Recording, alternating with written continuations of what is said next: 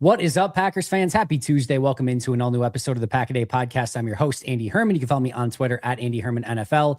Justis freaking Mosqueda is here with us, JUMOSQ on social media, acmepackingcompany.com, a go-to every single day, but especially in the offseason as well, and especially as we are in defensive coordinator search 2026. They've got constant updates. Justis, I know I'm out there every day, but before we get into all of that other stuff, how are you doing, my friend? I'm doing good. Indiana's up right now as we're recording this. I can't remember when it was that Oregon played Indiana, but it was like either late October or something like that, or early November. And I was like, that team is going to win the national title. I don't have to care about the fate of the Oregon Ducks anymore. And they're just steamrolling. The Southerners are pissed. The Southerners thought Indiana's losing its first game to Alabama. No, this team is good. And because I've been talking to like agents and stuff like that. Indiana's DC is making like $3 million a year. Their O-line coach is Wisconsin's old O-line coach. I didn't know that. Yeah, dude, they're a machine. They're a machine. Like, they're not going away anytime soon. They'll probably get better, which is scary. Not next year. Funny. It's funny that they like figured out the hack of like, hey, let's get the 24-year-olds. Let's get the 24-year-olds. Everyone else is recruiting the 5-star 18-year-olds. Yeah. Let's get the 24-year-olds. Yeah, I mean, that's a lot of it too. Yeah, I mean, what a weird spot for the entire sport. Yes. The money, the NIL, the transfer portal, all that. But people come here to talk about the Green Bay Packers, Andy. I know. Football's fun, though. I like talking football, and it is an interesting conversation. You knew somebody was going to find sort of a new way to, kind of take advantage of the rules in college football and just put a team together like this. And kudos to Indiana for making it happen, up 10-0 as we're recording this right now. Let's talk some Packers since you segued us perfectly. There's a billion places that we could start. We'll talk Jeff Hafley, defensive coordinators, Bears losing, etc. But I still think the most important noteworthy thing that's happened since we talked last is the fact that Matt LaFleur is for sure getting a contract extension / it's done. The team's not going to announce it. At least they haven't done extension announcements in the past. So I don't think it's going to, but we know it. It's been reported various places. Brian Gutekunst, Russ Ball also looking towards extensions. Domovsky was on ESPN Milwaukee basically saying that Ed Policy went to each of them individually, said, I want to extend you, want to extend you, want to extend you. And then they got all three of them together to make sure that everyone was on the same page, that everyone felt that they could bring the Super Bowl to Green Bay together. They all said yes. And the rest was history. And now they're just kind of, I'm sure, dotting the I's and crossing the T's. But the powers that be in Goody, Ball, and LaFleur are back in Green Bay for the foreseeable future, it would seem. Not surprised. Glad they got it done. It seemed like the TikTok of it is weird, right? Not the social media app, but like the journalism term, right? So like the minute by minute type thing, right? So like, yeah. Goot, I never thought had a chance of being go because when I started poking around mid-season when things look bad, that Carolina Eagles stretch, right? Because that's I keep pointing to that because I think that was the only time where I felt like, oh, Matt might be the reason why we're losing some of these games, and they were still tight, all that stuff. But then when I started poking around, people were like, no, like Goot, they could have gotten the Goot deal. Like they had the numbers, like they didn't want to announce them at different times or anything like that. They wanted it, kind of to your point of what you said, like they wanted the whole battery at the same time, right? Getting extended at the same time. But they could have gotten the Goot deal done in like the summer. Like all sides were pretty aware of that type of like. Everyone would have been cool with running it back. The LaFleur thing, it really did seem like it was about money, just because the coaching market changed so much. Like we brought up these numbers before, and I think Silverstein's written about them now, which is cool. But like first-time head coaches, unless you were some sort of like if you were coming up from the college level or something like that, like Chip Kelly made a bunch of money when he jumped up from the college level, stuff like that, right? Pete Carroll, all that stuff. I guess Pete Carroll was a retread technically. First time NFL head coaches were making about $5 million per year when Matt signed his first deal in 2019. And that's kind of held for the most part. But then you had the market explode last offseason, right? With Ben Johnson getting 13 per and Liam Cohen, I can't remember if he got 12 or 11, something like that. And the Cohen thing was really because of how bad the Jaguars botched that search. It wasn't necessary because Ben Johnson was, the belle of the ball for 2 years in a row, right? Yep. He could basically demand whatever the heck he wanted. Liam Cohen was a little less than that, but the Jaguars had this problem where they started interviewing candidates, and every single one of them came back to them and said, like, yeah, I'll take the job if you fire Balky. And Balky was, under the assumption he was going to come back and be the general manager with Jacksonville. And then they had to pivot. They couldn't find someone who would take the job with him. They ended up giving Cohen a bunch of money to sign super late into the process. I think – so we're recording this January 19th. I think the Jaguars GM search didn't even start until the 22nd last year, which is crazy. Crazy. They fumbled it. Oh, right? They botched it big time, yeah. Yeah. So I think this is from like talking to coach representation, right? People who work as agents, right? I think Athletes First, for the most part, was like, hey, we have to at least beat the Ben Johnson number, right? Like, it's going to be hard for, like, because CAA, everyone else, right, is going to come back to their clients and say, like, look, Athletes First has a coach who has the second best record ever in the first 7 years of his NFL head coaching career, and they still can't even get him more than what Ben Johnson got as a new coach, right? Yeah. So I think that was a contributing factor. I think also, per all the reporting too, right? All sides wanted to get this thing done. Green Bay wanted Matt to be the head coach. Matt wanted to be the head coach in Green Bay. I think the years was important. And I know Spoons made it as like it's about the years. It's not about the money thing, but it's about both. Ultimately the years does become money, right? Because what you're talking about is a buyout, right? You're nothing's stopping you and I cannot get the numbers on the LaFleur thing. And it's driving me nuts because I thought I would actually be able to get them. And I've been basically hit with, that is not your story to report. There are merit badges that have been doing us favors that we have to get back to. You don't get to be the one who gets this one. I was like, all right, fine. You got to start doing some more favors, my friend. No, that's the last thing I want to do, dog. No, that stuff sucks so much. I know people who are national reporters, NFL and college football, and like, dude, the last thing I want to do. You're going to start you're coming on the Pack a Day podcast and being like, start stomping for certain players that I'm like, why is he saying so-and-so is such an amazing player over and over? He's been talking about, Kamal Hadden for the last 7 episodes of how amazing Kamal Hadden is. What is going on? What is happening? Yeah. I'd rather not have, the like NASCAR, sponsor patches on my chest. Yes. That's no fun to me. But I do think the years end up becoming about the money, right? Because it's about being able to pull a trigger and calling it quits on something if things go wrong. Like John Harbaugh just signed a $100 million contract with the Giants, right? Guaranteed. There's no promise that they're still going to want him in year 3, right? Nope. But what they're saying is, okay, we'll buy you out if things go wrong. Like there's the whole thing with years and LaFleur, and I bet he probably got either a 3 or 4 year extension. So just to clarify, because I think this is an interesting sort of context / just noteworthy thing here. Would you expect it to be 3 or 4 year extension on top of the 1 year that he already has, or 3 to 4 years at the end of the day? So 4 to 5 years total. Yeah, 3 to 4 years on top. I think he has to get. I think he has to get 4. I think he has to get 4. I mean that. Well, if Jeff Hafley just got 5, and again, money's different. Yeah, he's gonna make less than. Yes. Yeah. I mean, it's a different situation for sure. I mean, Hafley doesn't have the track record that Matt does. I know the fans are going crazy. The fans have fired everyone. I understand that.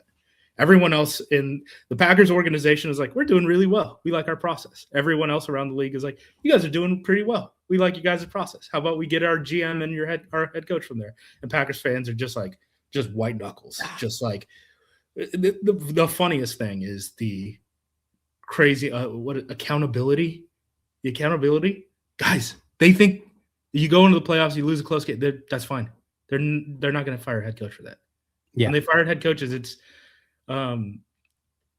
Sherman going like what? He was like 4-12. 4-12. But the bigger problem with Sherman is he demolished that roster. Yeah. That was more about like the GM side was important there too. Yes, the GM side was very important there because the Packers don't think they don't think that they got the foundation back for like draft and develop until like I think it was 3 years after Sherman. Like they had the one really good Favre year where they went like 12-4, but then they had another like losing season after that. Like they thought it took them a while to get back to 0. And then McCarthy had what, back-to-back losing seasons? He had a losing season and then basically got another losing season. They called it after the Arizona game. And you lost to Josh Rosen in the snow with the playoffs on the line. And yeah. So like, guys, if they lose in the play, they're going to think they're fine. The expectations here are hilarious relative to the rest of the league. Like everyone else that I talk to is like, there's no way they're like actually going to do it though. And I'm like, well, which was the national narrative. That's what I mean. Like from like the Mina Kimes to the Dan Orlovskis to the, you just go on and on. They're like, Sam Munson. They're like, nobody understood the whole Matt LaFleur context of potentially getting fired. No, when I thought things got shaky was when both Spoons and Huber, who again, like they're the guys who get all the scoops on the beat. Like when they came out with their columns and they were like, yeah, it's time to move on. I was like, do they know something? They know something, yeah. But then all the feedback I got was like, no, they're still trying to make this done. I mean, did we record last Tuesday night? I'd have to go back and look, but it was around there. Yeah, either Tuesday, Wednesday, something like that. Tuesday or Thursday. And the TikTok of it was people thought it got really close right before we were going to record. And that's why I was really confident about it. To the point where like I had alarms set for very early in the morning because I was told like, yeah, if they get it done, they're probably not going to like news dump it. They don't want it to seem like a news dump by announcing it super late in the middle of the night. So I was like, oh my God, it's going to happen early in the morning. I set the alarms, all that stuff. And then no news. I'm like trying to figure out what's happening. And they're like, yeah, well, they kind of like agreed to everything except for the money. I'm like, dude, it hasn't been the whole issue the whole time. I don't get it. Yeah. There was like weird parts where like, I don't know. I got some info where it was like basically like Matt for the first time had been considering like what it meant to move his family out of Green Bay, right? If he did want to sign a 5-year, $20 million per year guaranteed contract, get the $100 million guaranteed and go somewhere else. How do you not have that internal conversation just as like a human, like, right? Like, well, I think just things were moving. And then they stop moving, right? And then when things stop moving, different questions start. But then it seemed by like Thursday, things had picked up and started going well again. And then that's when we got I think Spoons had it, the LaFleur Goot policy, all going out for drinks and stuff like that. And so I think there was like a little lull in conversation, but that was the only time where things seemed to get any spooky at all. Outside of that, it just seemed like they were like, okay. And then talking through the details, all that stuff. Yeah, it felt like for a while there, it was definitely going to get done. And it was just a matter of time. Obviously the reporting from Schefter and Rappaport even earlier in that week was that way. And then, there was more kind of buzz on the back end that it was just kind of a matter of time. But you still kind of wanted to hear it. We did record last Wednesday. So it was Wednesday night when we were recording. And just going back to Goody for a second too. That one to me was the most obvious. Like you talked about earlier of how, the Packers have a certain way of doing things and things like that. They've gone from the Ron Wolf Foundation. We have not hired an outside general manager since in my lifetime. I have gray hair. Right. The Ron Wolf, but some of them. The Ron Wolf Foundation, they might sort of remodel the top every once in a while. The Ron Wolf Foundation that he has built is still fully intact in Green Bay and not looking like it's going anywhere anytime soon. And they've gone from him. I know there was the little bit with Sherman, but Ted Thompson, and then but obviously they kept all those dudes underneath Sherman. Like that was Yes. And they did not like they didn't like a second of it. And the mentality there is never again. Never again will that ever happen to us. Right. So there's no appetite to, and I mean this sincerely, like ever move away from this front office structure. Ever. Right? Gute's been here since 99, right? Sullivan had been here since like 2002, right? Like it's no. And they fundamentally believe that they fundamentally believe the team is still in Green Bay because draft and develop, which is the only way that you can win in Green Bay, and they think that they're the best at it. Period. True believers, top down. Yep. So I know people now are like, well, they hired, or they kept LaFleur, they must be firing Gute. Like, guys, there's no ambition for them to, like, there's no appetite for them to ever move from this front office structure. When Ted isn't here because Ted got a neurological disorder and he died. And when they had to replace Ted, they said, we have to go find our new Ted. The only outside candidate outside of Green Bay's building that they looked at was Schneider, who had been in Green Bay for forever, in the same way that Ted Thompson was for forever before he went and was basically Holmgren's like deputy GM. Because what it was like, it was Goody, it was Russ Ball, it was Schneider, and then did Elliot Wolf get I can't remember if Elliot Wolf got a shot or not. I think Wolf was still here, and then that's when he left for like the Browns, right? Which that's another funny one, dude. People were like, well, look how good Elliot Wolf is. We should have hired him, all this stuff. He had his wings clipped last offseason. Vrabel's the one who stirs the drink in New England, and Vrabel brought his own guy from Tennessee and gave him Elliot Wolf's old title. And he was basically like, look, Elliot, you can keep your job. This guy is standing behind you the entire time, making sure that you're doing what I'm saying. Like, Elliot, I don't even think Elliot has the full GM title yet. I think he has the same title that John Eric Sullivan had here in Green Bay. The other thing too, I was going through this today as our members chat. So it's on Wikipedia, it says executive vice president of player personnel and de facto general manager is what it says. I mean, they haven't had a general manager since Bill, I think. But if you look at his drafting, Elliot Wolf's, it's like they got Drake May right, which was the most obvious selection in the history of the world at that point.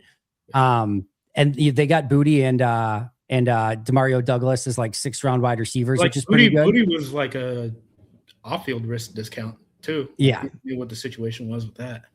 And I know they took Campbell this year, which was like, he's been up and down, maybe more down than up as of late, but that was basically like an obvious pick too. And everything else has not really worked out from a draft standpoint for Elliot Wolf at this point. I mean, their offensive line has kind of been a mess. I mean, really, it's Vrabel. Like, again, it's just Vrabel. Free agency has been good for them for sure. Vrabel stirs the drink there. Yeah, they had a ton in free. They're going to have a ton more in free agency. They didn't spend it all last year because they looked at the market and were like, there's not enough talent. We have a bunch of cap space. It's not worth it to spend it in this market. So, can you imagine Green Bay just picked up Milton Williams instead of Hobbs and Aaron Banks? That would have been fun. I mean, we wouldn't have because of Wyatt, right? But yeah, I get it. But even still, would have been nice. I'm a huge believer now that we need to go on a tangent. I thought the Banks deal was always bad. I think the Hobbs deal was a pretty, like, maybe the worst example of self-scouting. I think the team was like, yeah, Evan Williams did good his rookie year, but like, is he actually going to hang around? Like, we're probably going to have McKinney and Bullard play safety, and then we need to go get a nickel and let's go pay for Hobbs. And then they get into camp. They're like, no, yeah. Evan Williams is a good football player. Why were you guys trying to put him on the bench? That was dumb. Yep. It's still crazy that like not only in camp were like Bullard and Williams like fighting for like spots, and then in the season it went into where like they were split, and it's like we talked about it at length at times of like, why is Evan Williams ever coming off the field? That seems absurd. Why would that ever happen? The Ravens game, I get it, because the Ravens, like, all they wanted to do was run with the backup quarterback in, and yeah, Tyler Huntley, Derrick Henry, like, it's a different kind of matchup than what you're going to get from basically any other NFL team. I get playing Bullard safety, man, but outside of that, like, yeah, man, it should have been obvious Evan Williams was going to be a starter this year. Any other thoughts on Matt, Goody, Russ Ball extending together, same trio, same powers that be? Anything else in that realm? So we're expecting 3 to 4 year extension around what, 14, 15, 16 million, somewhere in that range per year. I would guess 14, because if the Packers were really dragging there, I bet Athletes First would have said yes to 14. So for it to drag out a full week, I think it probably would have to come close there. Couple of things on that. So that's probably a $6 million discount relative to what he could have gotten if he hit the open market, which Green Bay seemed like they didn't want him to hit the open market, right? Right. Which again, another sign that it's about money. I think it was Spoons again, who reported that Russ Ball also reports directly to Ed Policy. That is something that I didn't realize. I thought it was just Gut and LaFleur. No, it was Russ Ball too. Yep. Yeah, I didn't realize that. That's kind of, those are pretty much all my thoughts on that. I mean, I was just waiting for it. I was out of the house when it actually happened. I was pissed. I don't know if I've ever asked you this directly. Was there ever a point in season, playoffs, etc., where you were, it's time to move on from Matt? Well, the Eagles Panthers stretch where the team couldn't run the ball, the yak stuff wasn't working. All he wanted to do was throw in cutters, and then the Eagles figured out, like, hey, if we just put our hands up, right, we could stop a lot of these in cutters and quick game stuff. So the Packers had to throw outside breaking routes, which again, Matt can do it. It's in the playbook, but it's not the first tool in the toolbox that he goes to. So at that point, I was scared a little bit. Well, I'm scared, worried for him. I was like, you guys got to make a change. But no, they started doing it. The offense humming, all that stuff. I know like the offensive line played very poorly against the Bears, against their blitzes specifically, which they had been good at for like the first 2.5 games that they played them. And then the second half just played it like crap. To me, if like heads on a stick, all that stuff, like if we need blood, right? Like I'm going to O-line coach, I'm going to linebackers coach first and second. So we'll get there. I want to get there eventually. Obviously, the other big news on Monday is that Jeff Hafley did officially get hired by the Miami Dolphins. He is their head coach. It is. I hit you up about this at 5 on Sunday. I said, I think tomorrow is the Hafley day, because what happened was Miami pushed 2 minority candidates interviews earlier to the point where they wanted them done first thing in the morning, and they had those people fly in on Sunday instead of Monday. So, like, that is the universal sign. I know this because I talked to coaches and agents.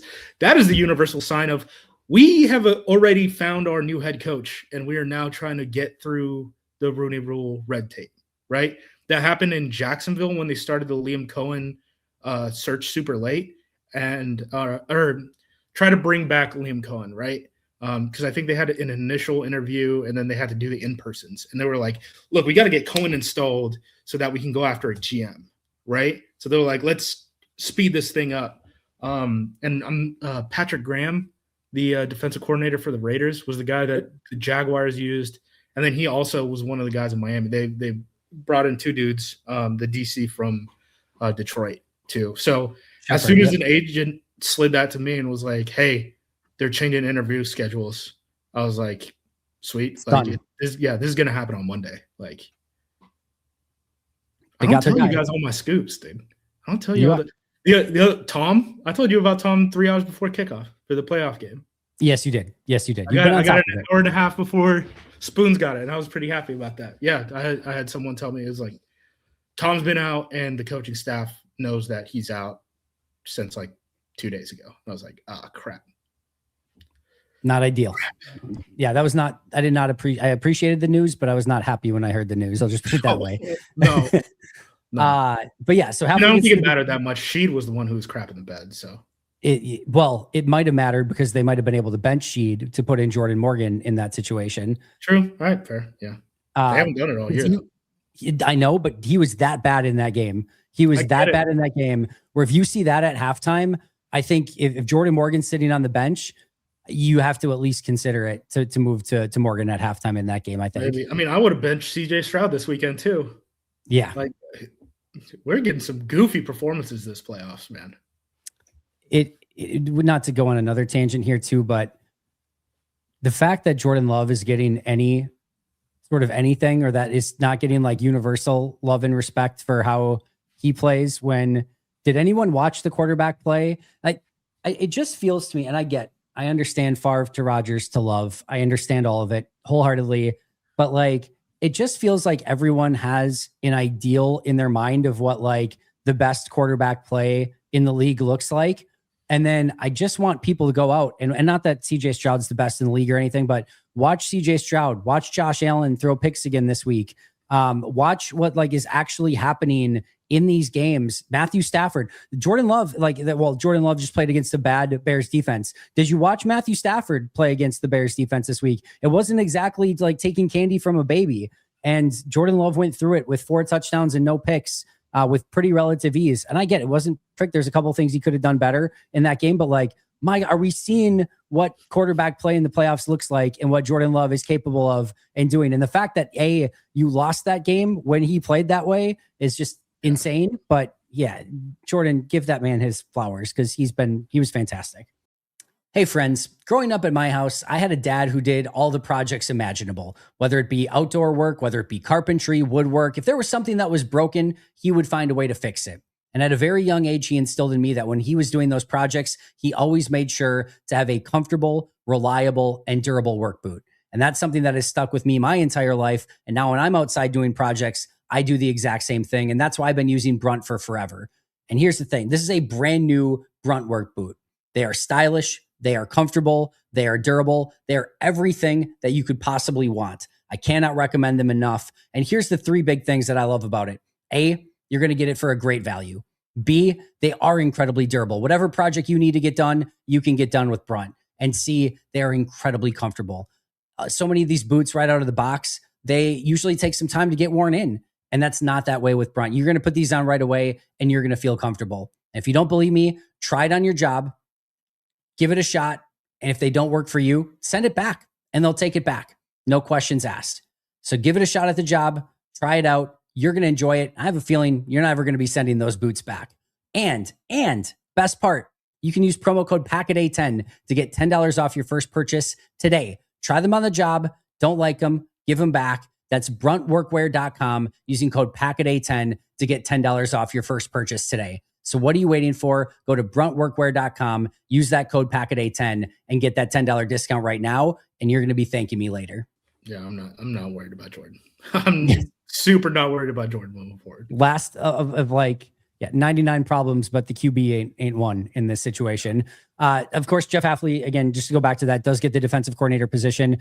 Any concerns of poaching from Green Bay's roster, of like anything that you would be concerned about losing if Hafley took coaches with him? So sorry, I was checking my phone. Oh, you're good, man. It's a busy day. So the 2 names that always come up when I talk to agents about a potential Packers opening, because right, like everyone thought Hafley at least had a chance to grab one last year, right? Which meant that this year, pretty much a done deal, right? I think when there were 8 openings, he had interviewed for 6 of them, and one of them wasn't even a real opening because the Giants were like, "Give me Harbaugh, give me Harbaugh right now. We'll pay whatever. Harbaugh, you can clip shown if you want. You can name whoever GM, whatever you want." The 2 names that come up, be more of convenience than anything else, right? It's DeMarcus Covington, who used to be the Patriots defensive coordinator. He's now our defensive line and run game coordinator. And then Derek Ansley, who's our passing game coordinator. Before here, he was with the Los Angeles Rams.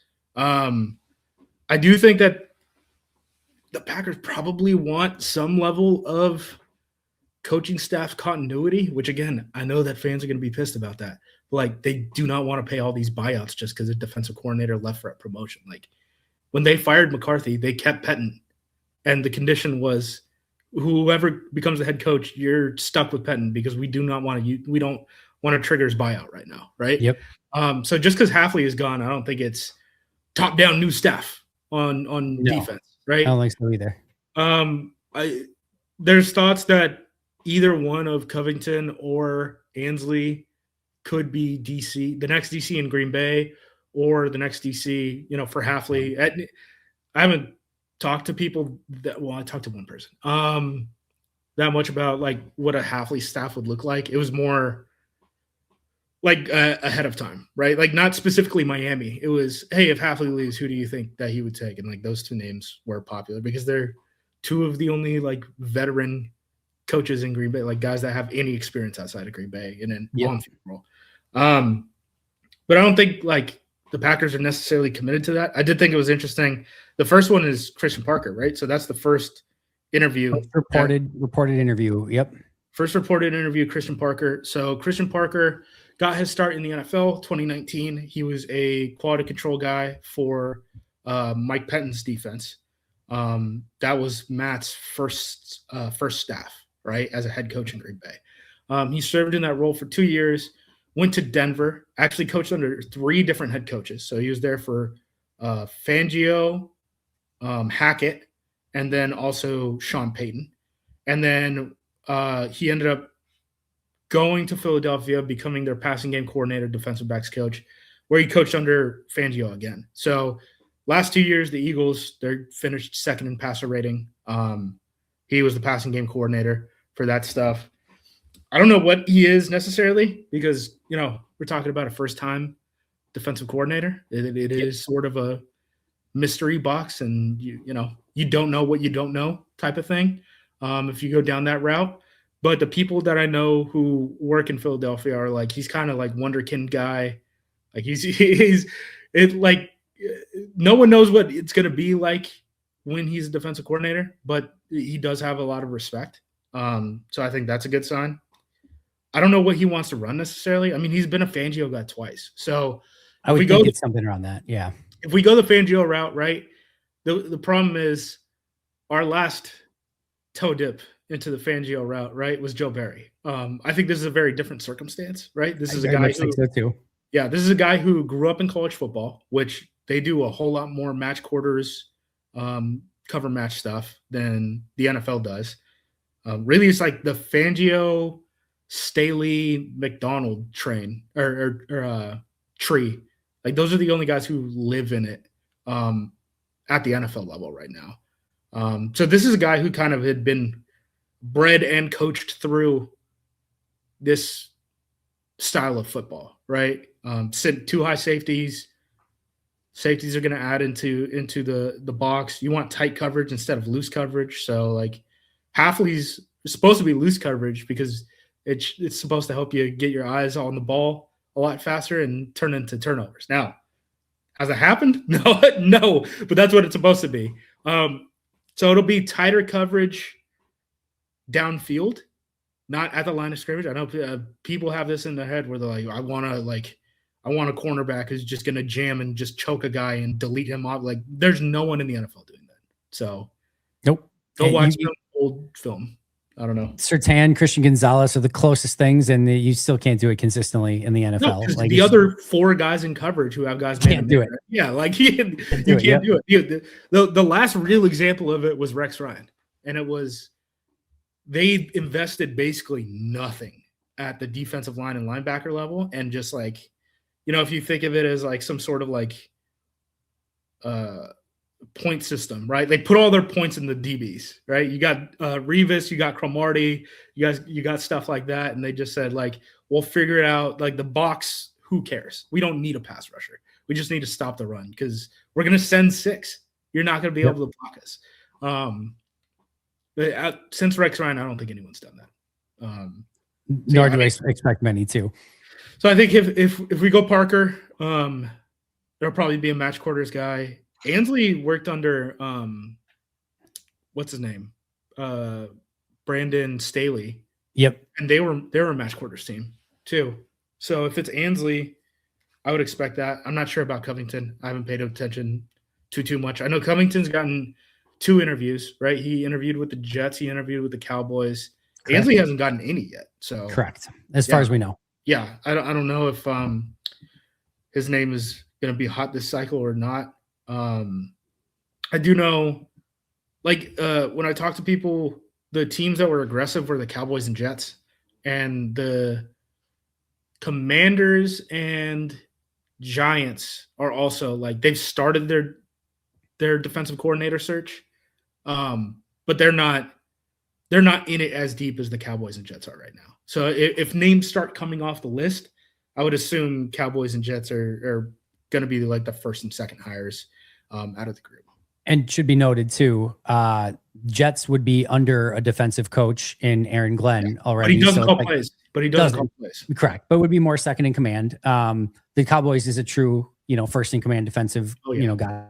And then again, I'm assuming Hafley's going to call plays in Miami. I don't know. And I haven't been able to get an answer on that because he coaches from the booth, right? I mean, it's such a different job calling a defense from the booth. That's true. Than being a head coach of a football, like a NFL team. And that's wonder what he did in BC. I wonder if he called in BC if he let somebody else. I don't know. I mean, he's obviously on the sideline at BC, but I don't know if he was a play caller. Oh, that was the other thing. That was the other guy that I was told to watch out for, and this was from today. For Green Bay? No, for Hafley. Okay. I know people were like, maybe he'll take Duggan. It was the guy before Duggan. Yeah, Tim Lucado? Yeah. So he's Jacksonville's linebackers coach right now. He's working under Campanelli. He was the actual full-time defensive coordinator for Hafley from 2020 to 2022.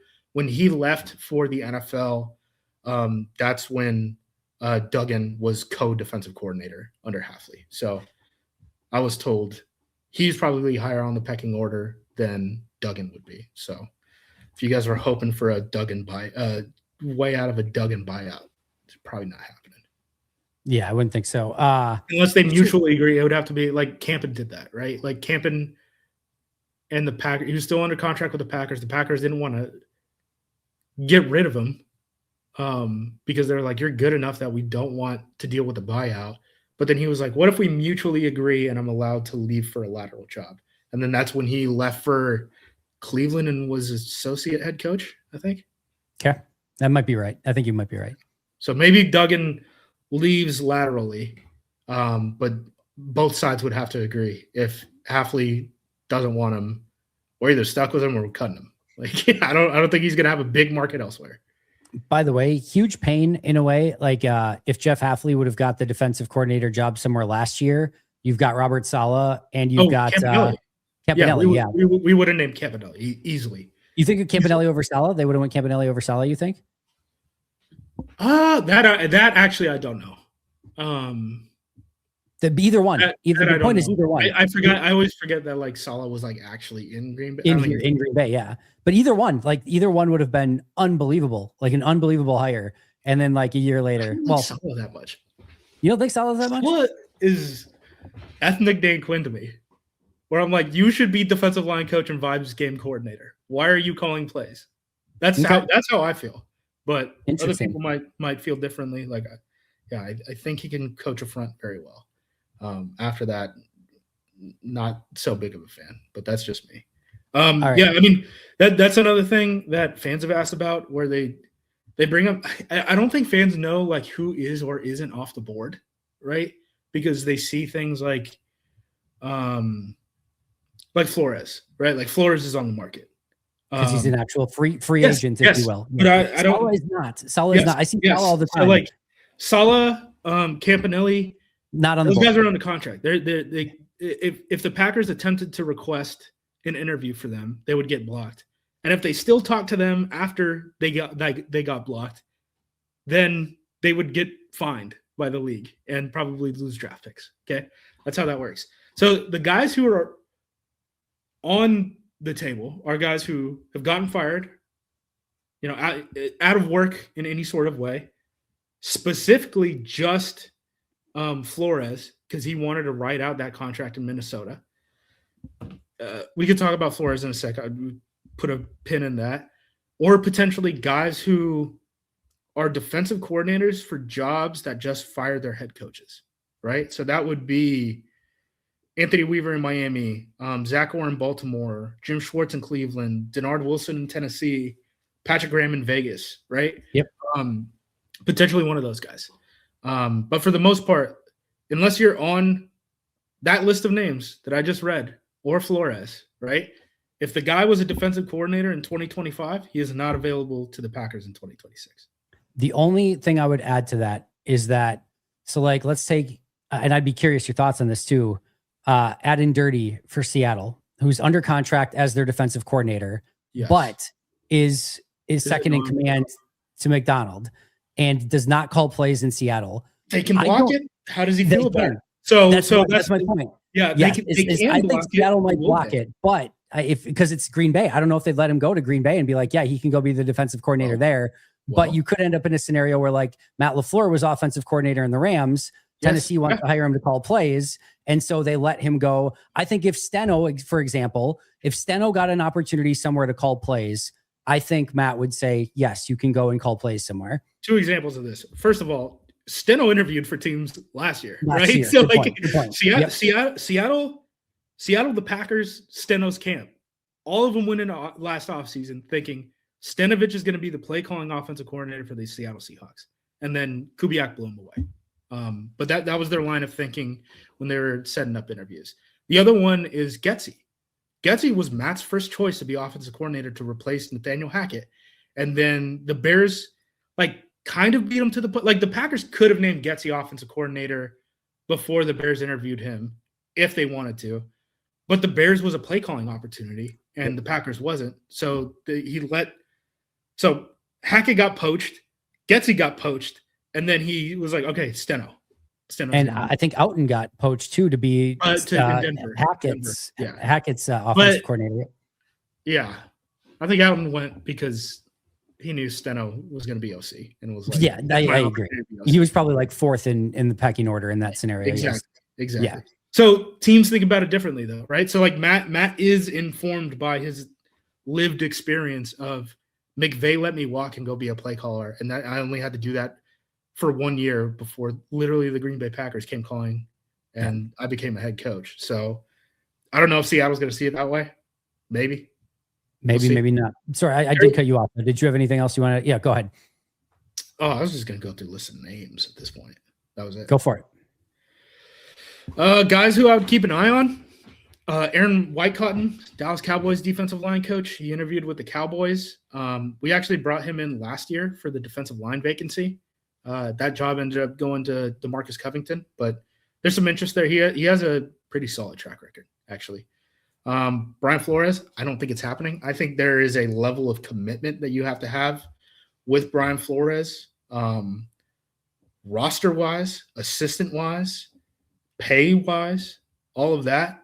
That'd be one I'll believe it when I see it. You would probably be my first choice if you could make it happen, but I'll believe it when I see it. 1 year shot in the arm, yes. But again, I don't think Green Bay thinks about it in 1 year time spans. They don't. Plus, Flores is kind of a flight risk, right? For absolutely, he's going to get a head coach. He should be a head coach right now. Yes, he should be a head coach. He should have been a head coach probably 3 years ago. 2 years ago, he should have never lost the job in Miami. He said Tua stunk, and he lost his job because he said Tua stunk.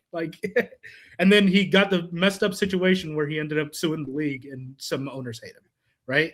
I mean, that's the Flores story. That's how you get – because all the other DCs, who stick around, it's like Spags or Fangio, guys who are not going to get another head coaching opportunity, and they're old and all that stuff. And then you have Flores, who's just the one young, good defensive coordinator who never gets the head coaching calls, and it's because of that stuff.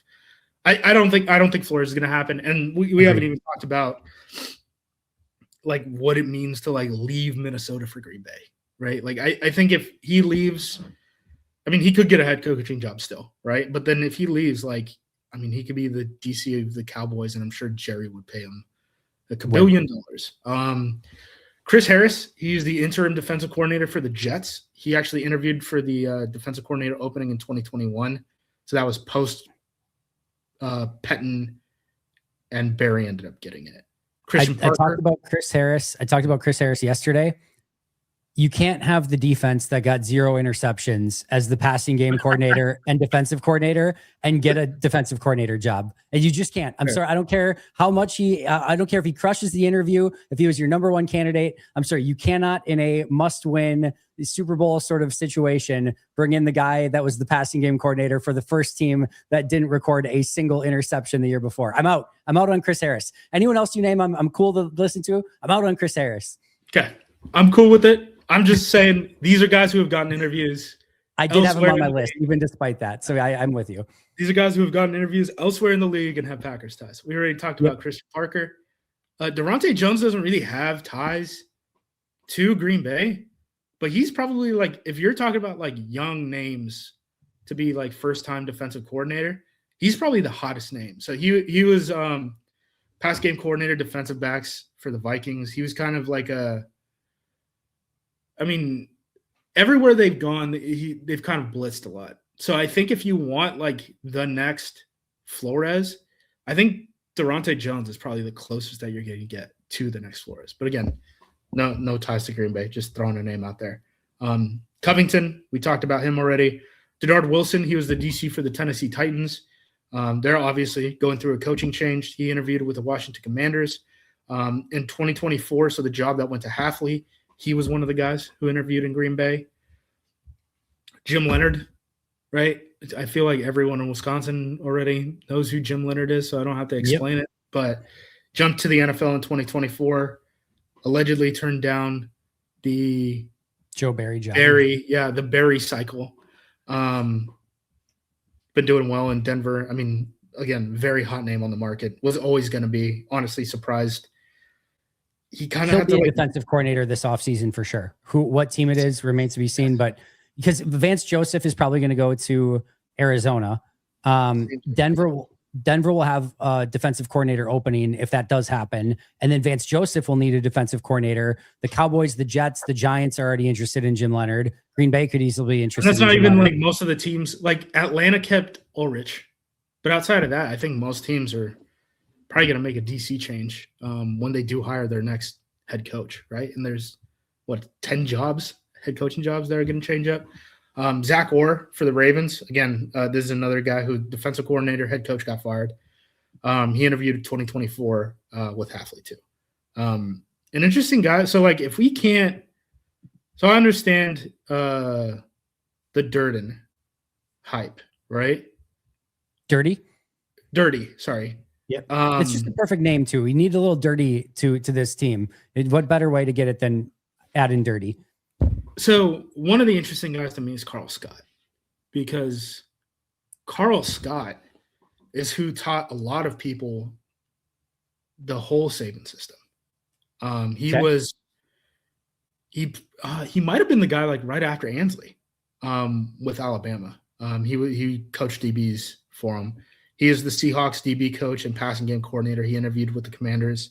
If you want to go look up on YouTube, you can find look up just like Carl Scott Clinic, and you'll find like an hour-long video where like he just breaks down from like a fundamental level what that defense does schematically to I don't know if it was to an audience of fellow college coaches or high school coaches, but Carl Scott's got a lot of respect from a lot of people in the league and a lot of people in college football too. So if the Seahawks win the Super Bowl and with what McDonald's done there, they're going, whether it's dirty or Carl Scott, like people are going to want people from that system. Yeah. And the problem is it's not very big, right? There's only so many teams at the NFL level that are actually running it. That's how you got into the funky situations where Brandon Staley was a hot name, right? Because he was running the Fangio system. So like Fangio learns it, or Staley learns it from Fangio, and then Barry learns it secondhand through Staley, but then he doesn't know the checks and he doesn't know how you teach these certain things, right? Because he grew up in the Rod Marinelli system, right? I mean, that's who Joe Barry was. He grew up in the Rod Marinelli system and then learned the Fangio system through Staley. I'm much more comfortable going back into the match quarters world if it's a Carl Scott or a Christian Parker, or like even those guys are like first time defensive coordinators, like at least like they've lived and breathed this system. This is what they know, right? So like if we're going to get good at something, let's get good at something. I don't want someone who pivoted midway through their career and had to learn it third hand through the guy who actually knows how to run it in the league. Like at least these guys have firsthand experience. Like Carl Scott learned it from Nick Saban, right? Christian Parker learned it from Fangio at two different spots. I would rather take a nice role on that. So yeah, those are my thoughts on who's on the board, I guess. Let's see if I did not have White Cotton or Carl Scott. White Cotton I was aware of and left him off my board. Carl Scott I was not aware of, and just you talking about him and looking up a little bit, I think should absolutely be on that list as well. You said Covington, Ansley, Zach Orr, Jim Leonard, Christian Parker, Brian Flores, Durante Jones. You didn't say Raheem Morris. You did not say Raheem Morris, unless I missed it. Okay, yeah. So I didn't have Raheem because he hasn't taken an interview anywhere. Yeah, because he knows he's going to get the Green Bay job. I'm saying that facetiously. I'm saying that facetiously. I have no idea. There are people who work for broadcast companies who believe that he would be very good on television, and his contract in Atlanta is paid out. So does he want to be a DC? Does he think if he sits out? So like, these are the questions that like Raheem is going to have to answer, right? In 2026, or 2027, if you sit out 2026, do you think you'll have a market to be a head coach? Right? Or do you have to rebuild your reputation as a defensive coordinator? Right? And if it's, you think you're going to have a market as a head coach, then in 2026, do you want to be a DC or do you want to get some TV money? And like the money doesn't even matter because you're getting paid from Atlanta, right? I don't know if he's going to be on the market. Like the Cowboys and Jets and Commander, like they're asking everyone. And Raheem hasn't taken an interview. So like if he wants to come to Green Bay, great. But I'm not certain he's even going to be in this market, right? Al Harris? He hasn't gotten interviews. Like I know Al might be just like in a weird spot where for right now. His team just did get eliminated though too, which may have played a part in that. Maybe. Maybe. But I mean, guys in playoff teams have interviewed elsewhere. I don't know. I don't know if people think of Al Harris as a defensive coordinator, if they're just like you are very good at teaching DB technique. That's where I'm kind of at. It's tough to say, but that's where I'm kind of at. Different. Yeah. He's had a little bit of a weird career because you would think that someone with the player background and all that stuff, like that stuff, like he would have moved up faster. But at the same time, like when you're spending your formative years playing in the NFL instead of doing what Matt did, which was go run and get other coaches coffee and build relationships with other coaches and stuff like that. Like, does Al know enough people that he could build a staff under him? Right? Like that's another question. So you mentioned Jim Schwartz, but I don't think you mentioned him necessarily as a Packers defensive coordinator, but maybe I missed that one. Yeah, he hasn't interviewed anywhere. From what I've been told, he is going for broke for that Browns head coaching job. But they've asked him, are you willing to come back as a DC? And he has told them no. And I think he had either just had his second interview or is set up his second interview with the Browns. I don't know if they're going to pick him. If you're the Browns and you lose both Stefanski and Schwartz, though, I mean, I can't like. There's way worse coaches in the league than that, dog. You can mess this thing up way worse than that. Well, if anyone can, it's the Browns. They're very good at that. So I wouldn't expect Schwartz to start taking DC interviews until, at minimum, the Browns have decided what the heck they're going to do. So. Ephraim Banda's the safety coach for the Browns. He was a semi-interesting and up-and-coming guy. I'll just go quick through these. Wink Martindale, Antonio Pierce, Jonathan Gannon, Patrick Graham, Joe Cullen, Aubrey Pleasant, Glenn Schumann, and Gerard Mayo. Any of those pique your fancy? Pleasant hasn't interviewed anywhere, but he was an analyst for us, right? And there is the Matt connection. Wink is the match. He'll do the same thing. Match quarters and then blitz. He's kind of like, think of him as like the Ravens tree more than like the Fangio tree. Yep. Those were the two names that stood out. Outside of that, I can't remember. You're all good. I think that covers it for the most part. I'll be very interested to see what direction Green Bay goes in overall. I think overall, it's a pretty good crop of coaches to choose from. Yeah, I just think the people like they set their sights on. They're like Flores or bust, and I'm like, you guys are like, you're just gonna make yourselves mad again. He can only coach for one team, and he might be a head coach for another team. Yep. Do you have a favorite in the race as of right now? No, I mean, I don't hate the idea of Christian Parker, right? I mean, I understand it's a first-time defensive coordinator. There might be growing pains, all that stuff. I'm sure fans don't want to hear that when a title window is potentially open. I think the idea of Carl Scott is cool. Just because I'm gonna have to research him more because you've piqued my interest with him for sure. Parker's been on the top of my list.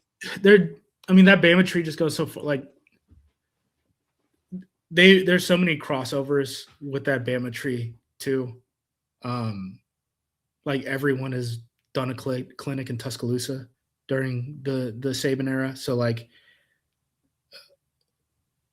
people are very aware of like the caliber of coach that Carl Scott is because there was so much exposure there. And I've only heard positive feedback about it. So that's my only opinion. I mean, I think, what's his name? Jones from Minnesota. I think he's an interesting guy. I think you probably have a level of like roster commitment to run that system if that's actually what he wants to do, which if you're going to hire a guy who coached under Flores, it's probably what you want him to do. So it'd be a little bit of a, the boat's direction would be changing a little bit. But I'm sure they're going to be all right. I'm just worried about linebacker coach and offensive line coach. That's where I'm at and where I've been at since the Bears game and really since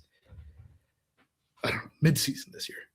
Assuming Flores is a no-go, Jim Leonard, Aiden Dirty, Christian Parker, Jim Schwartz are the at the top of the list for me. I would say so. Those obviously the Leonard stuff. I mean, that would be cool, just like the local connection, all that stuff. Like I get it. Hey friends, let's take a little snack break with Luigi's Pizza. We are talking today about one of my absolute favorites. It sounds simple. It's the Luigi's Original Cheese Pizza. But this thing is not just simple. It is beyond delicious. And what you really get out of this Luigi's Pizza is all the intricacies that go into the details and the amazingness of Luigi's Pizza. I'm talking about their robust tomato sauce. I'm talking about their mozzarella cheese from Wisconsin. I'm talking about their Parmesan cheese, the Romano cheese, the garlic and spices, everything perfectly combined into one amazing cheese pizza. Like I said, it sounds simple, but it's perfect and it is so, so delicious. It is a perfect bite every single time. You really appreciate that sauce, the crisp crust, the beautiful blend of cheeses. It is perfect for championship weekend, NFC championship game, AFC championship game, Luigi's Pizza. What more could you possibly want? Check them out over at luigispizza.com and on social media at Luigi's Pizza. Hey friends, it's time to get our sleeper picks in for championship weekend. There are only 3 games left in this season, and 2 of them are happening this weekend. If you haven't had the opportunity to check out Sleeper yet and get your sleeper picks in for these playoff games, you are running out of time. Now, Sleeper's great all year long, but it's especially amazing when it comes to championship football. We've got 3 picks for this one. Free pick, Matthew Stafford, more than 1/2 passing yard. Speaks for itself. Puka Nacua, we didn't get our touchdown last week, so we're going for our touchdown this week. More than 1/2 touchdown for Puka Nacua. And Kenneth Walker, more than 1/2 touchdown for him as well. No Charbonnet. He's out with the injury. This is going to be a heavy dose of Kenneth Walker in the backfield, and I do think he will find himself into the end zone in this game. You can choose my picks. You can go with your own, choose your own adventure. There are a ton of different options out there. Check it out over on Sleeper. And the best part is that you can get a 100% match up to $100 by utilizing code PACKADAY. Again, a 100% match up to $100 by utilizing code PACKADAY. Terms and conditions apply. See Sleeper for details. They're available in over 25 states nationwide. So make sure you get signed up and use that promo code ahead of Championship Sunday this coming weekend. Yeah. We'll see. Either way, again, I think it's a pretty good crop of coaches, and hopefully they can nail it and get somebody. Okay, I just really quick. I know we've spent a lot of time on this already. How good do you think Jeff Hafley was? Just out of curiosity. I think he was good at teaching defensive backs how to hold their shell. I think the linebackers got pretty good the second half of his first year here, and probably most of that probably had to do with the fact that Campanelli was the guy who taught those guys, right? I think we had a week 10 bye, and then from that point on, we were averaging fewer than 20 points per game given up, including the playoffs, right? Yeah. And then Quay and Cooper and McDuck, like I think all of them took a step back under Duggan this year, which is one of the big reasons why I'm like, we should probably make a change of linebacker coach. We had a really good linebacker coach who then had success elsewhere in the league, and we internally promoted, and our linebackers got a lot worse. I think we should probably change that guy. He didn't really do that much this year, and it seemed like the Packers' whole idea for 2025 was we're going to make teams out-execute us. And then a lot of teams out-executed us, right? I understand the defensive line was a problem for most of the season. You trade away Kenny Clark. Wyatt is in and out of the lineup. Obviously, Parsons goes down with his ACL tear in Denver, and then Gary just wasn't good this year, and I don't think that has to do with coaching, to be honest.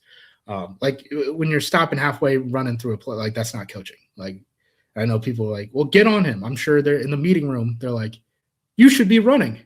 But then what can you do? Like if you're not going to cut the guy, right? That's all you're doing. Everything, this whole league is built in meeting rooms right now. And we do the whole long-term financial commitment thing. So if we can't use the stick, nothing else matters. Yeah. If it doesn't take, it doesn't take. I think he's been fine. I also think, again, like whatever Miami head coach is going to look a whole lot different than Packers DC in the box calling plays. So correct. Yeah. I guess the more reason I ask is like, hard to know. Do you think it's feasible that Green Bay can stay as good or get better at defensive coordinator? Yes. Yeah, I think so too. Well, I think I think their defense can get better, right? Because I think you can do some of the stuff that Hafley's doing, or you can get the efficiency that Hafley got, and then also have a better linebackers coach, and then also be healthier on the defensive line and get a real nose tackle next season, right? Like, yeah, the defense could be way better next year than it was this year. Yeah, I think so too. I'm right there with you. And I think Hafley was good. I really liked him. It would have been a no-brainer. I'm surprised he does well in interviews. Like, no, for sure. People are like, dude, he's killing these interviews. I'm like, yeah, no kidding. Believe that. Yeah. we knew that 30 seconds into his defensive coordinator stint in Green Bay. Right. But yeah, no, it would have been a no-brainer to keep him. I'm not saying like Green Bay was in a bad spot with him or anything like that. I do think that there's a little bit of like a over like, oh my God, he's so amazing. I'm like, yeah, he's doing a good job. I like him, but I don't know that he was like the savior of the Packers defense or anything. No, I mean, no. But I mean, he did do some things really well. Like if we did not know how to disguise our coverages, not this past season, but the season before when we had no pass rush, dude, we could have been like 32nd in the league in defense. Where do you think we would have been if Joe Barry was another year? Probably 30th, 31st, 32nd would have been my guess. It would have been bad, man. It would have been real bad. It would have been. Yeah. It would have been bad because the book was already out on our scheme. So all right, Duggan Butkus, go. Cut them. I don't think any of them are good. Go get me a real linebacker coach, a real offensive line coach, and we might be cooking this year. I think those are our biggest problems. Do you have a linebackers coach or offensive line coach in mind? I know Atlanta's offensive line coach got let go so that they can bring in Callahan. I don't even know his name. I know he's well respected around the league, but that's about the only person that I know at this point. Let me look at the list of fired guys. I mean, who is Miami's offensive line coach? Well, I'm not even going to look that up because McDaniel's probably going to steal, right? So we're probably a week or two away from having any opinions on assistant coaches because who knows who's going to become available, right? If Anthony Weaver doesn't get a head coaching job, maybe he does get more defensive coordinator looks, right? And stuff like that. So I'll worry about the specific names later. Just give me because I think Buffalo's was Cromer, and Cromer's retiring. Cromer is retiring, and he's retiring pretty young, which is a little weird to me. Maybe somebody could change his mind with a payday. Yeah. I don't know. Yeah, I'm with you.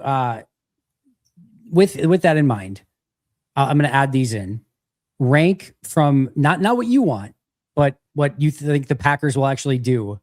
Steno, Butkus, Duggan, Bisaccia. Who you think they are most likely to least likely move on from this offseason? Duggan,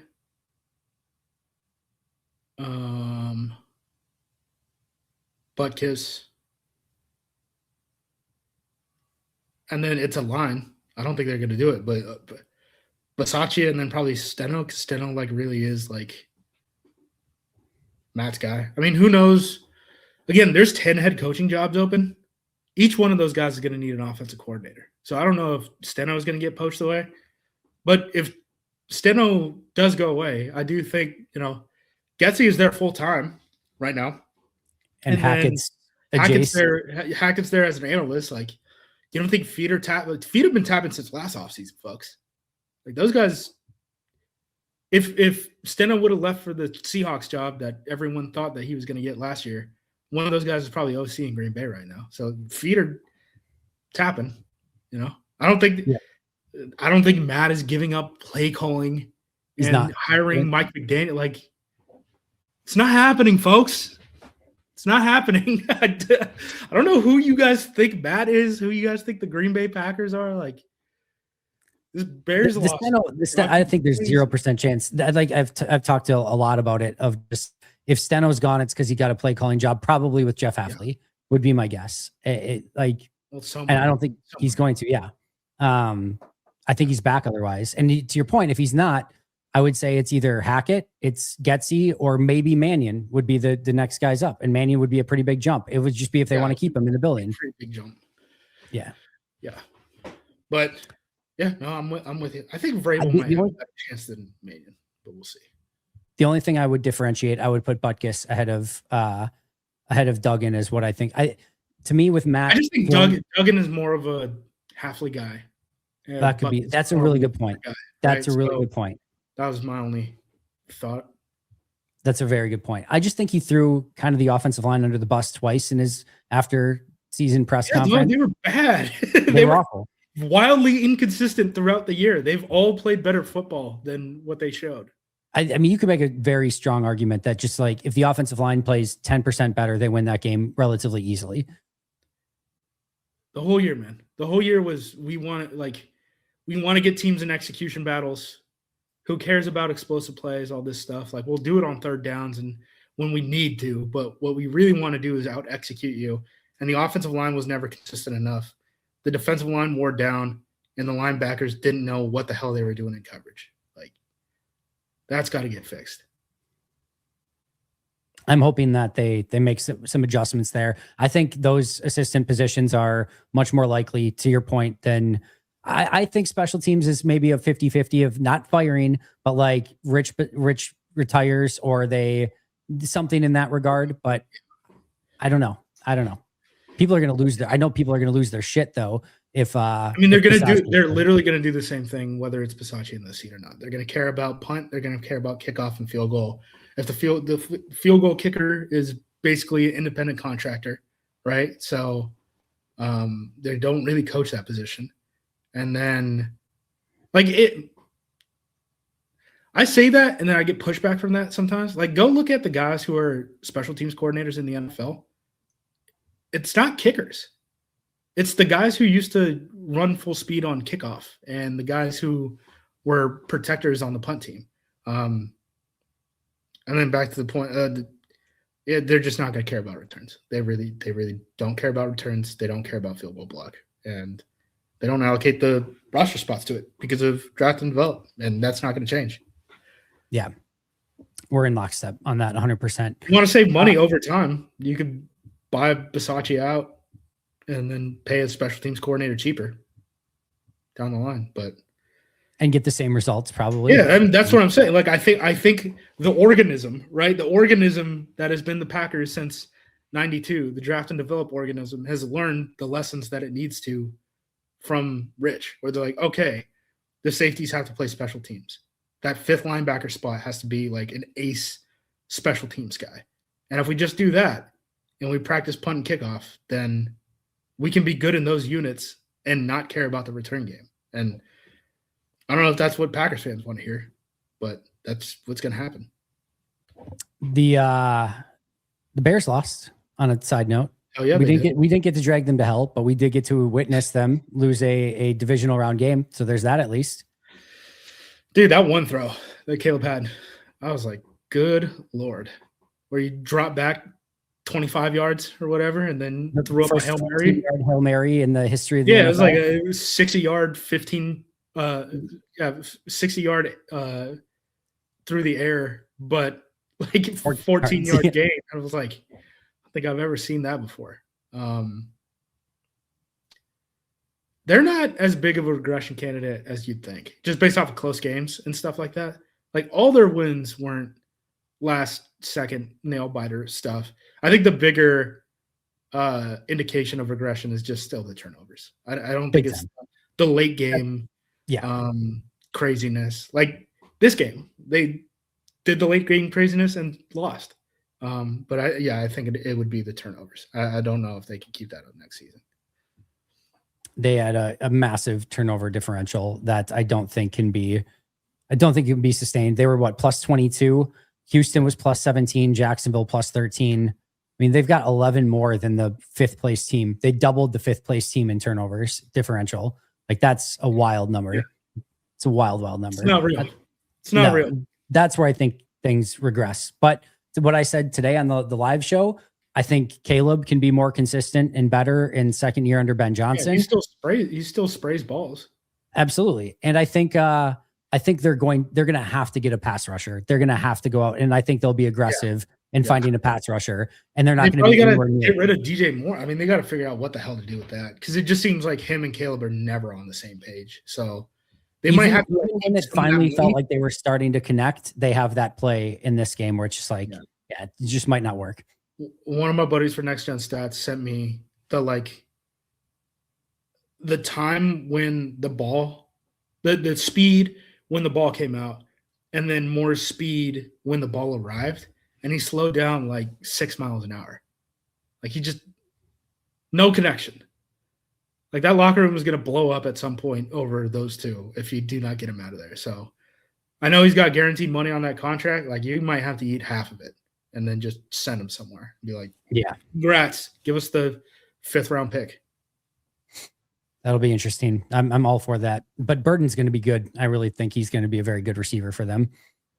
He's been solid. He's been solid for sure. I mean, he's a good yak guy, all that stuff. Let's see. A couple last things. First of all, who you got this weekend this coming weekend championship game? Dude, I think Seattle's going to win the NFC. And I was Rams all the way up until this point. But then like Matt, like he's just banged up. And you can tell he's banged up. And the Seahawks defense is just so good.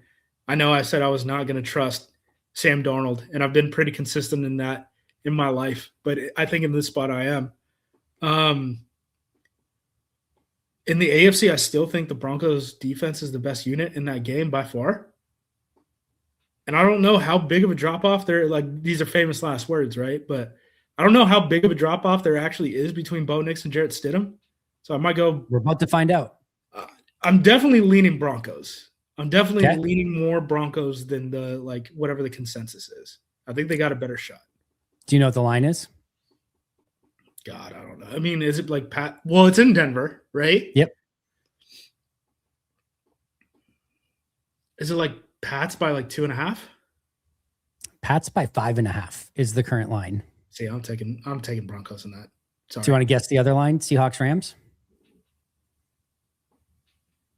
It should be like Seahawks 5. Seahawks 2.5. So neutral. They're saying that the Rams would win on a neutral by a half point, right? I don't think that's right. I think right. Seattle's a better team. All Rams. Yeah, I would take Seattle on that. I'd rather the Rams win. Trust me. I'm up here in the Pacific Northwest. The last thing I want to hear about is more Seahawks crap. But I think it's going to be them. I'll end with this. You can punt on this if you would like. Our good friend Rob Domofsky, who I love. He covers the beat. I think in a phenomenal way. He likes a Justis Mosqueda every once in a while, though. Apparently, what were your thoughts on Rob's? I don't know if I want to call it a rant, but just thoughts on the special teams coordinator situation with Rizzy.